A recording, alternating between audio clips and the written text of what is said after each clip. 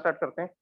देखिए, कल हम लोग इसके बारे में डिस्कशन स्टार्ट कर रहे थे, यूनिट्स ऑफ हीट एनर्जी, और you can say that thermal energy. तो इसकी सबसे पहले हमने एक ऐसा यूनिट के बारे में बात की थी, that SI unit is international standard unit, it is joule, और इसको कैपिटल जे से लिखा जाता है। Second one is CGS unit, और you can say that practical unit, CGS unit और practical unit, and this is calorie, इसको लिखा जाएगा CAL से। C भी स्मॉल होगा, A स्मॉल, L स्मॉल, ये इसके यूनिट थी, सीजीएस यूनिट और एसआई यूनिट। तो इनके बारे में डिस्कशन करते हैं। सबसे पहले जूल क्या होता है इसके बारे में समझते हैं कि जूल किसको बोला जाएगा, 1 जूल, 2 जूल, वर्क डन क्या होता है। तो बेसिकली आपने इसके बारे में ये स्टडी किया होगा कि वर्क डन को कैसे लिखा जाता है। Work done is force into displacement. हम किसी भी ऑब्जेक्ट पर फोर्स लगाते हैं और वो डिस्प्लेसमेंट कर रहा है, तो इसका मतलब हम उस पर क्या कर रहे हैं, हम उस पर वर्क डन कर रहे हैं। तो इसी से इसकी डेफिनेशन सेट करते हैं। अगर मैं बोलता हूँ कि 1 जूल वर्क डन क्या होगा, तो इसके लिए आपको ये बताना पड़ेगा कि आपके पास जो भी ऑब्जेक्ट था, आपने उस पर फोर्स लगाया, कितना फोर्स लगाया, तो आंसर है 1 न्यूटन का। अगर मैं इस ऑब्जेक्ट पर 1 न्यूटन का फोर्स लगाता हूँ और ये ऐसा डिस्प्लेस होकर के यहाँ तक चला जाता है, और कितना डिस्प्लेसमेंट कर रहा है, 1 मीटर का डिस्प्लेसमेंट कर रहा है।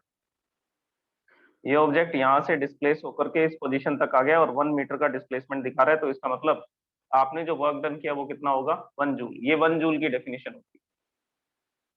1 joule is equal to 1 newton into 1 metre, because the formula is force into displacement. अभी तो जनरल फॉर्मूला ही बता रहा हूँ, इसमें force into displacement cos theta भी होता है। अभी आपने स्केलर वेक्टर क्वांटिटीज के बारे में स्टडी नहीं की है, तो उसको हम अभी डिस्कस नहीं कर सकते हैं। तो आप सिंपली ये फॉर्मूला याद रखिए, work is equal to force into displacement. तो फोर्स कितना लगा रहे हैं, 1 न्यूटन, और डिस्प्लेसमेंट हो रहा है 1 मीटर का। तो हमने बोला कि हमने इस ऑब्जेक्ट पर कितना वर्क डन किया, इस ऑब्जेक्ट पर वर्क डन किया 1 जूल का। ओके, तो ये 1 जूल की डेफिनेशन है। अब बात करते हैं कैलोरी। देखिए, ये जो जूल और कैलोरी है, बेसिकली ऐसा यूनिट तो जूल होती है। किसी भी तरह की एनर्जी को मेजर करना हो तो किसमें मेजर किया जाता है, जूल में मेजर किया जाता है। किसी भी तरह की एनर्जी हो तो उसको किसमें मेजर किया जाता है, उसको जूल में मेजर किया जाता है। लेकिन पहले क्या माना जाता था कि हीट एनर्जी एक डिफरेंट टाइप की एनर्जी है। जो पहले ये पता नहीं था, आइंस्टाइन ने इसके बारे में स्टडी नहीं किया था कि मॉलिक्यूल्स जो हैं वो रैंडम मोशन करते रहते हैं। गैसेस के जो मॉलिक्यूल्स होते हैं अलग अलग डायरेक्शन में डिफरेंट डिफरेंट टाइप के मोशंस दिखाते हैं, translational motion, rotational motion, vibrational motion. तो इन मोशन के कारण उनके पास काइनेटिक एनर्जी होती है, और वही काइनेटिक एनर्जी को हीट एनर्जी बोला जाता है। तो काइनेटिक एनर्जी को तो जूल में मेजर किया जाता है, काइनेटिक एनर्जी को तो जूल में मेजर करते हैं, तो हीट को भी किस में मेजर करना चाहिए, फिर जूल में ही मेजर करना चाहिए, because it is also kinetic energy of molecules. Okay, लेकिन जब तक ये स्टडी नहीं किया गया था, उससे पहले हीट एनर्जी को डिफरेंट काइंड ऑफ एनर्जी माना जाता था, और तब उसकी यूनिट क्या डिसाइड की गई थी, कैलोरी। अब हम बात करते हैं 1 कैलोरी कितनी एनर्जी होती है। तो मैं डेफिनेशन लिखता हूँ 1 कैलोरी की, फिर हम इसको डिस्कस करते हैं। ओके, देखिए इसके लिए हमें क्या चाहिए होगा, ये डेफिनेशंस जो डिसाइड की गई हैं ये वाटर से डिसाइड की गई हैं, कि पानी को गर्म करने के लिए, वाटर को हीट अप करने के लिए जितनी एनर्जी देनी पड़ती है वही क्या होती है, 1 कैलोरी, 1 जूल, इसी से डिसाइड किया गया। तो देखिए, 1 calorie is the amount of heat required,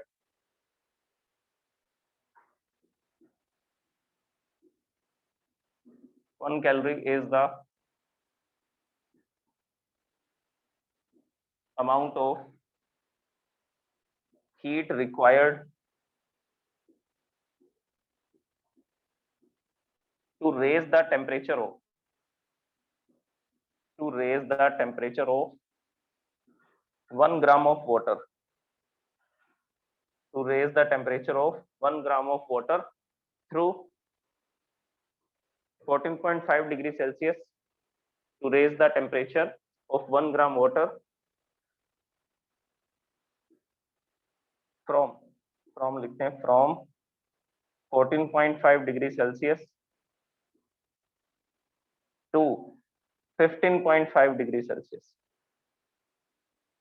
15.5 degree Celsius, that is 1 degree Celsius, that is 1 degree Celsius. So this is the definition of 1 calorie. 1 calorie कितनी हीट एनर्जी है? 1 कैलोरी इतनी heat energy है कि आप उससे 1 ग्राम वाटर का, 1 ग्राम पानी का टेम्परेचर क्या कर सकते हैं, 14.5 डिग्री सेल्सियस से 15.5 डिग्री सेल्सियस कर। तो बेसिकली एक एक्सपेरिमेंट ही तो है जिसमें ये देखा गया। ये एक्सपेरिमेंट ऐसे किया गया था, मैं आपको बता देता हूँ। यहाँ पर ये जो वाटर है ये 1000 ग्राम है। 1000 ग्राम वाटर है मतलब कि 1 किलोग्राम है। किलोग्राम में मेजर किया जा रहा है इसको, लीटर में नहीं लिख रहे हैं। लीटर तो वॉल्यूम होती है, मास को किलोग्राम में मेजर किया जाता है। ठीक है, ये मास है, ये मटेरियल है, तो मटेरियल का कुछ ना कुछ मास होगा, तो मास को तो किलोग्राम में मेजर किया जाएगा ना। जो इसकी वॉल्यूम होगी, ये जितना स्पेस ऑक्यूपाई करेगा उसको 1 लीटर बोलेंगे, वो होगा लीटर में। ओके, तो यहाँ पर हमें ये समझ में आया कि ये 1000 ग्राम वाटर लिया हमने, और अब हमने क्या किया, एक स्टैंड लगा करके इसको गर्म करना शुरू किया। ऐसा ट्राइपॉड स्टैंड लगाया और इसको हीटअप करना शुरू किया, और यहाँ से बर्नर के थ्रू हीट एनर्जी प्रोवाइड करनी शुरू की। तो जब हम इसको हीट एनर्जी देना शुरू करेंगे तो उस केस में क्या होगा, उस केस में हमने इसके अंदर एक थर्मामीटर प्लेस कर रखा। ये हमने एक थर्मामीटर इसमें लगा रखा है ताकि हम इसके टेम्परेचर को मेजर कर सके। और ये जो सब्सटेंस था, ये जो वाटर था, ये थर्मामीटर अभी रीडिंग दिखा रहा है 14.5 डिग्री सेल्सियस, 14.5 डिग्री सेल्सियस। अब हमने जैसे इसको गर्म करना स्टार्ट किया, गर्म करना स्टार्ट किया, कुछ देर बाद इसकी जो रीडिंग है वो हो गई 15.5 डिग्री सेल्सियस बस। अब 1 डिग्री सेल्सियस टेम्परेचर बढ़ाने के लिए हमें इसको जितनी एनर्जी देनी पड़ी उसको बोला गया 1000 कैलोरी। उसको क्या बोला गया, 1000 कैलोरी। तो ये 1000 कैलोरी है। तो 1000 ग्राम को अगर 1 डिग्री सेल्सियस टेम्परेचर बढ़ाते हैं तो 1000 कैलोरी की एनर्जी देनी पड़ रही है, और अगर 1 ग्राम का टेम्परेचर बढ़ाएंगे तो 1 कैलोरी की एनर्जी देनी पड़ेगी। ये बात समझ आई? Energy required to raise the temperature, to raise the temperature of 1000 ग्राम, 1000 ग्राम का टेम्परेचर बढ़ाने के लिए 1000 कैलोरी की एनर्जी देनी पड़ती है। अब हम लिखेंगे so the energy required to raise the temperature, to raise the temperature of 1 gram water. 1 gram के लिए, 1000 ग्राम के लिए इतनी एनर्जी देनी पड़ रही है, तो 1 ग्राम के लिए क्या करेंगे, 1000 अपॉन 1000 कर देंगे, तो ये कितना आ जाएगा, ये आ जाएगा 1 कैलोरी। ओके, तो ये सिंपल सी डेफिनेशन है। अच्छा, ये क्यों डिसाइड किया गया कि 14.5 से 15.5 डिग्री सेल्सियस? तो ये एक स्पेशल वैल्यू है। इसमें 14.5 से 15.5 डिग्री सेल्सियस तक जाने में वो जितनी एनर्जी ले रहा है उसका नाम 1 कैलोरी रखा गया है। अगर आप ये बोलोगे कि टेम्परेचर 20 डिग्री सेल्सियस था, 20 डिग्री से 21 डिग्री सेल्सियस करने में थोड़ी अलग एनर्जी लगती है, 1.1 कैलोरी की एनर्जी लगती है। तो 1 कैलोरी की एनर्जी कब लगती है, तो इसको किससे डिसाइड किया गया, 14.5 से 15.5। सिर्फ इस टेम्परेचर में जब चेंज होता है, जब ये 1 डिग्री सेल्सियस टेम्परेचर यहाँ पर बढ़ता है, उस समय पर जो एनर्जी लगती है वो 1 कैलोरी। हो सकता है आपके पास वाटर जो रूम टेम्परेचर पे हो, 27 डिग्री सेल्सियस पे हो, आप बोलोगे सर मैं इसका टेम्परेचर बढ़ा करके बताता हूँ 1 डिग्री। तो 27 से आप उसका टेम्परेचर जैसे ही क्या करेंगे, 28 डिग्री सेल्सियस करेंगे, तो उसमें 1 कैलोरी की एनर्जी नहीं लगेगी, उसकी वैल्यू थोड़ी सी डिफरेंट होगी। तो सिर्फ इस टेम्परेचर चेंज में जो एनर्जी लगती है उसका नाम 1 कैलोरी रखा है, उसका नाम 1 कैलोरी रखा है। अब इनमें क्या रिलेशन होगा, 1 कैलोरी और जूल में क्या रिलेशन होगा, देखिए। अच्छा, ये जो एनर्जी है इसका नाम रखा गया था 1000 कैलोरी, जो मैं बर्नर से हीट एनर्जी दे रहा था वो 1000 कैलोरी थी।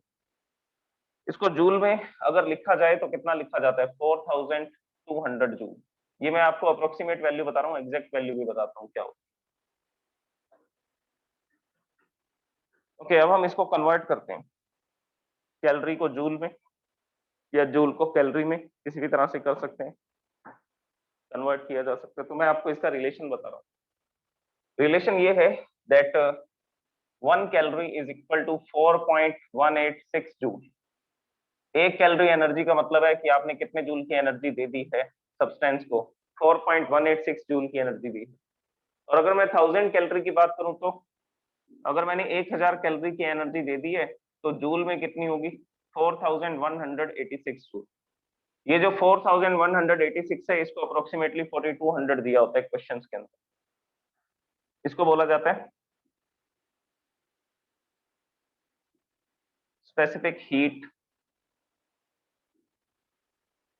capacity of water. This is called specific heat capacity of water. कितनी होती है? 4200। आप ये लिखना चाहें तो ये भी लिख सकते हैं, 4816 जूल भी लिख सकते हैं। तो अगर आपको 1 किलोग्राम पानी को गर्म करना है, उसका टेम्परेचर 1 डिग्री सेल्सियस बढ़ाना है, तो इतनी एनर्जी आपको देनी पड़ती है, ये एनर्जी आपको देनी पड़ती है। अप्रोक्सीमेटली 4200 लिख सकते हैं आप। Okay, so this is the relation between 1 calorie and joule. तो 1 कैलोरी एनर्जी देने का मतलब है 4.186 जूल, और 1000 कैलोरी एनर्जी देने का मतलब होगा 4186। ओके, इसको अब इसके बेसिस पर हम एक टॉपिक स्टडी करते हैं कि ये कैसे कन्वर्ट किए जाते हैं। तो जूल ने इसके बारे में स्टडी किया था, जेम्स प्रेस्कॉट जूल, पूरा नाम इनका ये था। तो जूल ने एक फिनोमेना को स्टडी किया, एक घटना को स्टडी किया, उसको समझते हैं हम लोग। वो फिनोमेना क्या था?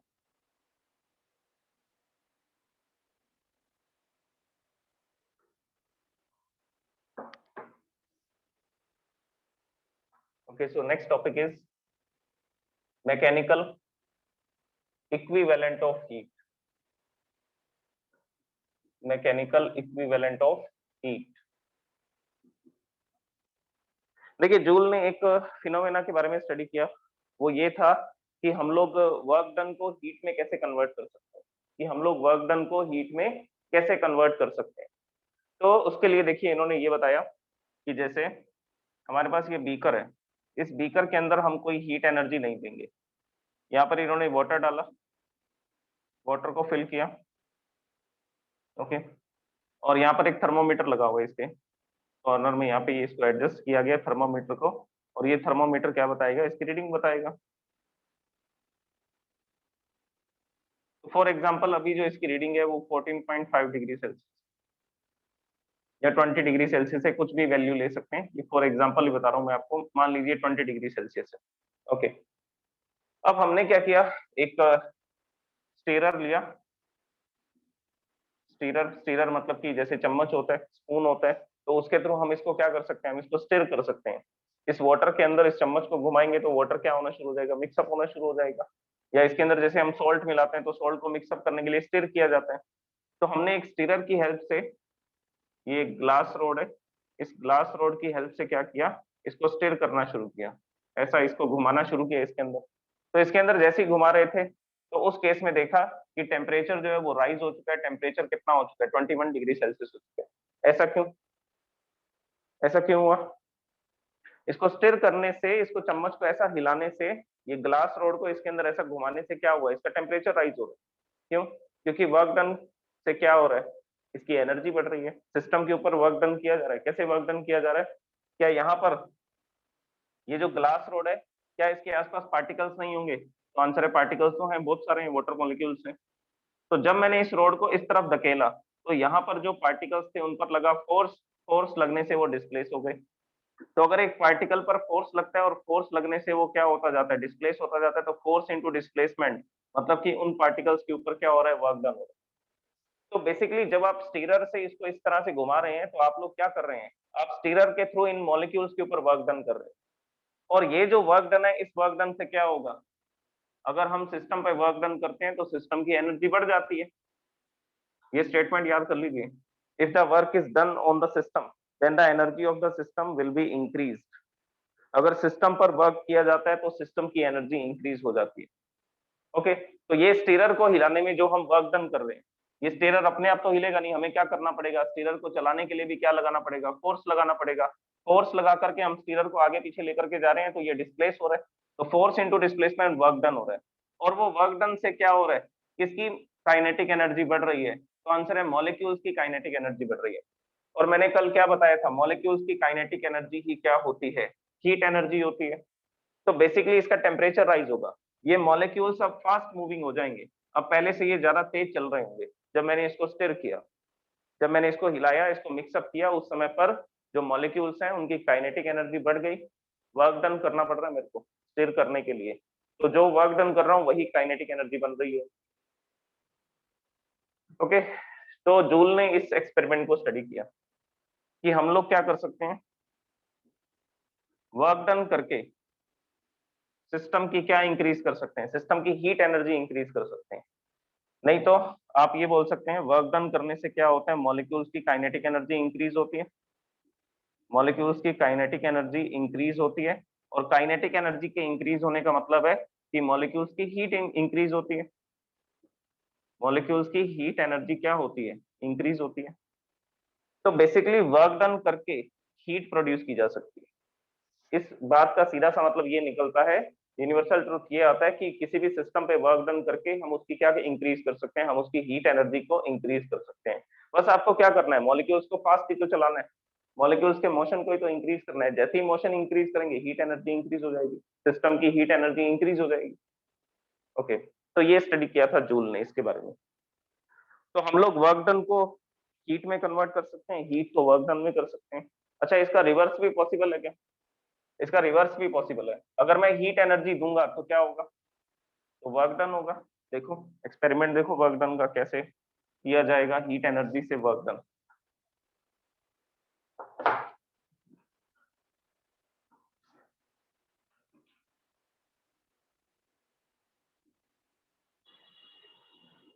मेरे पास ये एक सिलेंडर है, इस सिलेंडर के अंदर हमने क्या कर रखा है, गैस को फिल कर रखा है, और इसमें ये पिस्टन लगा हुआ है।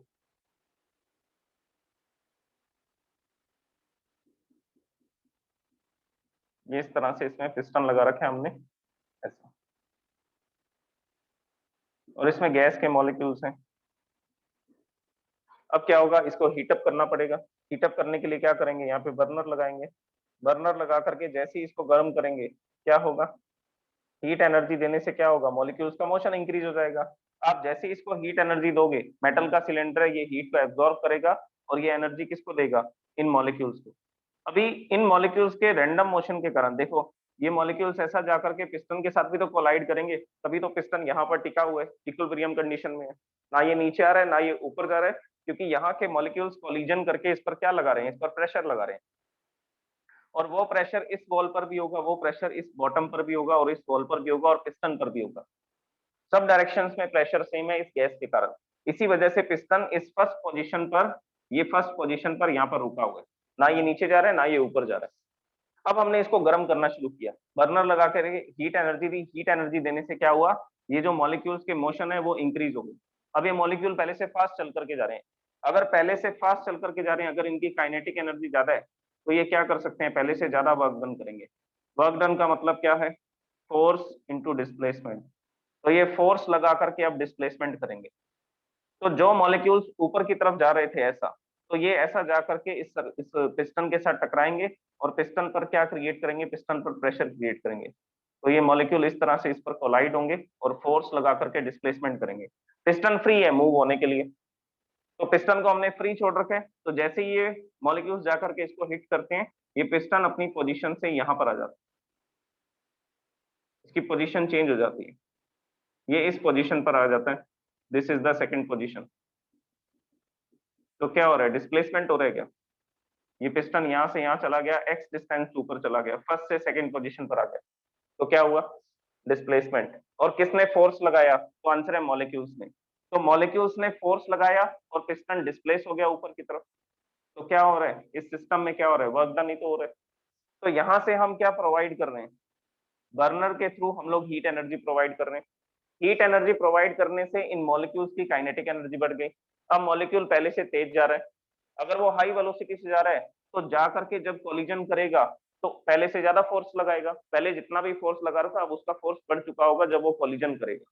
तो यहाँ पर ये जो मॉलिक्यूल है, हमने इसको हीट एनर्जी दी, इसकी काइनेटिक एनर्जी बढ़ी। काइनेटिक एनर्जी बढ़ने का मतलब है इसकी वेलोसिटी बढ़ी, और वेलोसिटी बढ़ने से अब ये हाई वेलोसिटी से जाकर के इससे कोलाइड करता है, तो पहले से ज्यादा फोर्स लगाएगा। अगर पहले से ज्यादा फोर्स लगाएगा तो इसका इफेक्ट देखने को मिल रहा है ना, ये पिस्टन ऊपर की तरफ जा रहा है, यही तो इसका इफेक्ट है।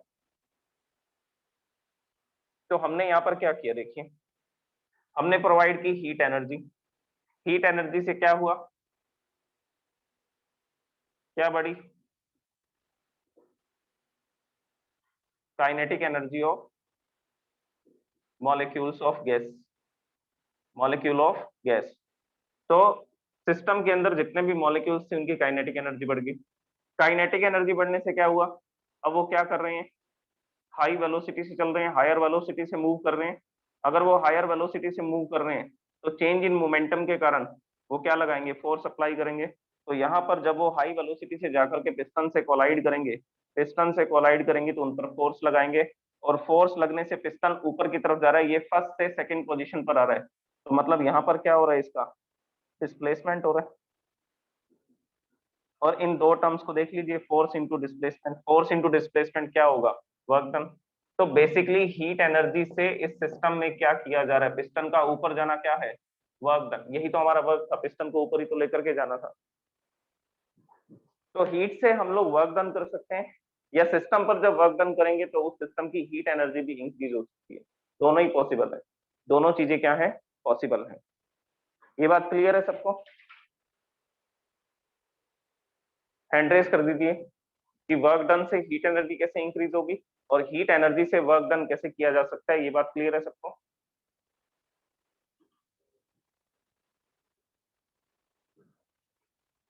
Okay, done, thank you so much.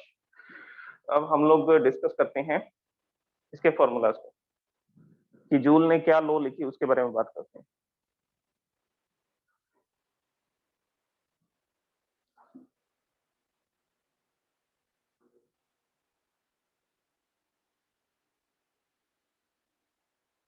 देखिए, जब भी हीट एनर्जी से मैकेनिकल वर्क किया जाएगा या मैकेनिकल वर्क से हीट प्रोड्यूस की जाएगी, दोनों ही मैंने आपको एग्जांपल बता दिए, तो उस केस में इनका जो रेशो होगा वो हमेशा कांस्टेंट रहेगा। उस केस में इनका जो रेशो होगा वो हमेशा क्या रहेगा, वो हमेशा कांस्टेंट रहेगा। अगर हम सिस्टम पर वर्क डन कर रहे हैं तो उसकी हीट एनर्जी इंक्रीज होती है। ये मैं लिख देता हूँ यहाँ पे, दो स्टेटमेंट मैंने आपको समझाई है। सिस्टम पे वर्क डन करेंगे तो उसकी हीट एनर्जी बढ़ जाएगी। दूसरा, अगर हम हीट एनर्जी प्रोवाइड करेंगे तो सिस्टम क्या कर सकता है, सिस्टम वर्क डन कर सकता है। दोनों ही चीजें हो सकती हैं, लेकिन दोनों ही केसेस में वर्क डन और हीट एनर्जी, इन दोनों का जो रेशियो होगा वो हमेशा जे के इक्विवेलेंट आएगा। And this is known as Joule's mechanical equivalent of heat. Joule's mechanical equivalent of heat, ये किसको बोला जा रहा है, ये जे को बोला जा रहा है। ये जो जे है ना, ये कोई फिजिकल क्वांटिटी नहीं है, ये ध्यान रखना, it is not a physical quantity. ये कोई फिजिकल क्वांटिटी नहीं है, ये क्या है, ये सिर्फ एक फैक्टर है, ये सिर्फ एक फैक्टर है जो ये बताएगा कि वर्क डन को हीट में या हीट को वर्क डन में कैसे कन्वर्ट किया जाता है। अभी मैंने आपको बताया कि अगर हम सिस्टम पे वर्क डन करेंगे, सिस्टम पे वर्क डन कैसे कर सकते हैं, और भी तरीका है हमारे पास वर्क डन करने का। एक तो मैंने आपको वो स्टीरर की हेल्प से बताया था, नहीं तो हम लोग एक और तरीका अपना सकते हैं, जैसे अभी मैंने पिस्टन का एग्जांपल बताया, उस केस में भी तो वर्क डन हो सकता है। ये पिस्टन अभी इस पोजीशन पर है, ये इसकी फर्स्ट पोजीशन है, मैं यहाँ पर कंप्रेशन करूंगा, कंप्रेशन करने पर क्या होगा, मुझे वर्क डन करना पड़ेगा। ये पिस्टन नीचे नहीं जा रहा, क्योंकि यहाँ पर जो मॉलिक्यूल्स हैं ये इसके साथ कोलाइड कर रहे हैं, टकरा रहे हैं, और कोलिजन के कारण ये इस पर कुछ प्रेशर लगा रहे हैं, तो ये इस जगह पर रुका हुआ है। तो अब मैंने क्या किया, इस पर फोर्स लगाया डाउनवर्ड डायरेक्शन, पिस्टन को पुश करना शुरू किया नीचे की तरफ। तो फोर्स लगाया, फोर्स लगा करके इस पिस्टन को मैं इस पोजीशन तक ले आया, सेकंड पोजीशन तक। So this is the second position, ये पिस्टन की सेकंड पोजीशन आ चुकी है, यहां तक मैं इसको पुश करते हुए लेकर के आ रहा हूँ। तो फोर्स इंटू डिस्प्लेसमेंट, मैं क्या कर रहा हूँ, सिस्टम पे वर्क डन कर रहा हूँ। अब क्या होगा, अगर आप यहाँ का टेम्परेचर मेजर करेंगे तो आपको टेम्परेचर ज्यादा मिलेगा। क्यों ज्यादा मिलेगा, क्योंकि अब मॉलिक्यूल्स के पास में ज्यादा काइनेटिक एनर्जी है। वो एनर्जी कहाँ से आई, वो एनर्जी कहाँ से आई, क्योंकि मैंने सिस्टम पर क्या किया, क्योंकि मैंने सिस्टम पर वर्क डन किया। कैसे किया गया वर्क डन, ये समझ आ गया। ये पिस्टन को डाउनवर्ड डायरेक्शन में पुश करना है, मतलब कि क्या करना है, गैस को कंप्रेस करना है। तो क्या कर रहे हैं हम लोग, कंप्रेशन ही तो कर रहे हैं यहाँ पे, इस पिस्टन को डाउनवर्ड पुश कर रहे हैं, यहाँ से यहाँ तक डिस्प्लेस कर रहे हैं, तो गैस के मॉलिक्यूल्स क्लोजली स्पेस्ड हो जाएंगे, और जो आप वर्क डन कर रहे हैं उतनी ही काइनेटिक एनर्जी इन मॉलिक्यूल्स की बढ़ जाएगी, मतलब कि उतनी ही हीट एनर्जी इन मॉलिक्यूल्स की इंक्रीज हो जाएगी। अगर यहाँ की हीट एनर्जी इंक्रीज हो चुकी है तो टेम्परेचर भी राइज हो चुका होगा। जब पिस्टन यहाँ पर था तो टेम्परेचर था 20 डिग्री सेल्सियस, जैसे ही आपने इसको कंप्रेस किया, सडन कंप्रेशन किया, टेम्परेचर हो गया 21 डिग्री सेल्सियस, तो टेम्परेचर इंक्रीज हो गया। टेम्परेचर इंक्रीज होने का मतलब है कि आपने जो वर्क डन किया वो किसमें कन्वर्ट हो चुका है, वो हीट में कन्वर्ट हो चुका है, वो वर्क डन मॉलिक्यूल्स की काइनेटिक एनर्जी इंक्रीज कर चुकी है। वो वर्क डन क्या कर चुका है, मॉलिक्यूल्स की काइनेटिक एनर्जी इंक्रीज कर चुकी है। तो बेसिकली जूल को कैलोरी में, कैलोरी को जूल में कन्वर्ट करने के लिए जो फैक्टर काम में आता है, उस फैक्टर को बोला जाता है Joule's mechanical equivalent of heat. और मैं आपको ये बोल रहा हूँ, दिस इज ए फैक्टर, ये कोई फिजिकल क्वांटिटी नहीं है, ये सिर्फ एक मेथड है कि आप जूल को कैलोरी में या कैलोरी को जूल में कैसे कन्वर्ट करेंगे। अब इस मेथड को सीखिए कैसे कन्वर्ट किया जाता है।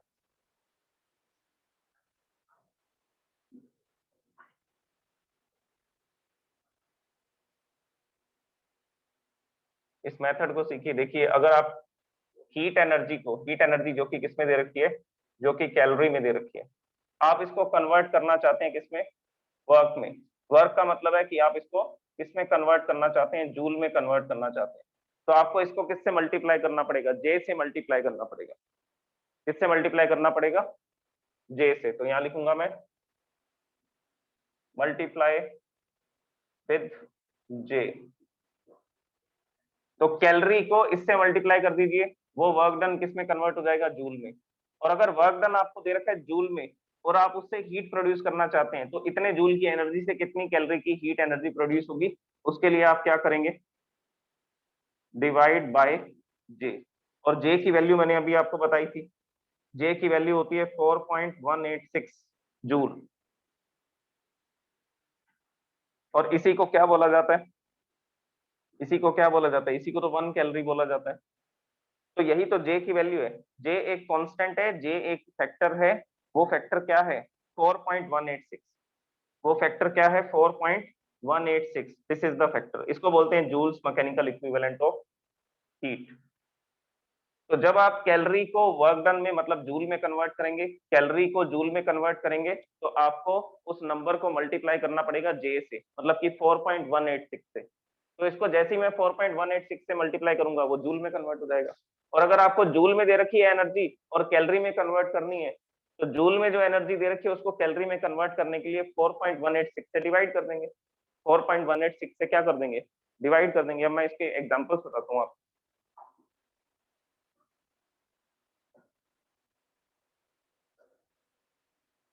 4.186, या आप इसको ये भी लिख सकते हैं अप्रोक्सीमेटली 4.2 भी लिखा जा सकता है, इसको इसको 4.2 भी लिखा जा सकता है। ओके, अब मैंने आपको बोला कि मेरे पास 1000 कैलोरी की एनर्जी है, इसको जूल में कन्वर्ट कीजिए। जूल में कन्वर्ट करने का मैंने क्या तरीका बताया आपको, ये जो एनर्जी थी, ये एनर्जी आपको कैलोरी में दे रखी है, इसको जूल में कन्वर्ट करना है, तो क्या करना पड़ेगा, किससे मल्टीप्लाई करना पड़ेगा, 4.2 से मल्टीप्लाई कर देंगे। 4.2 से मल्टीप्लाई करोगे तो ये आ जाएगा 4200 joule.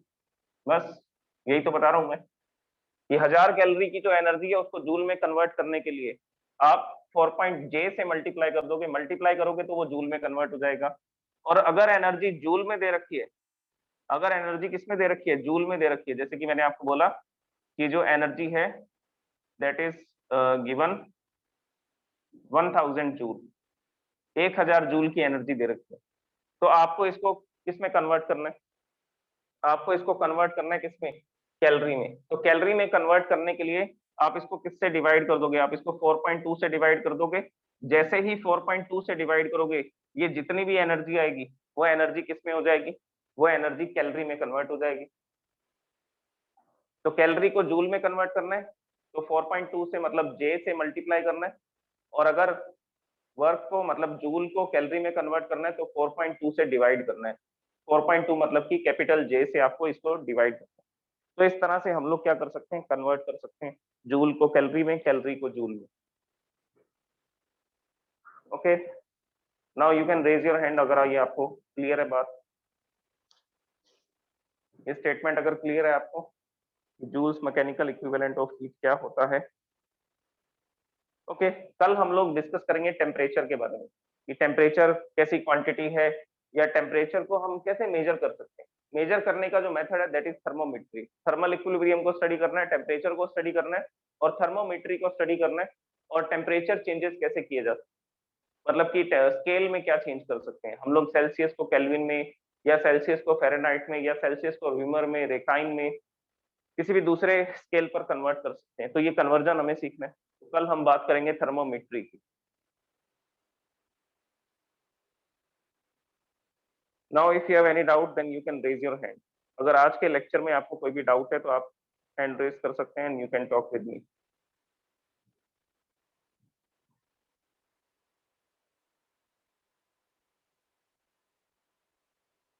Okay, thank you so much.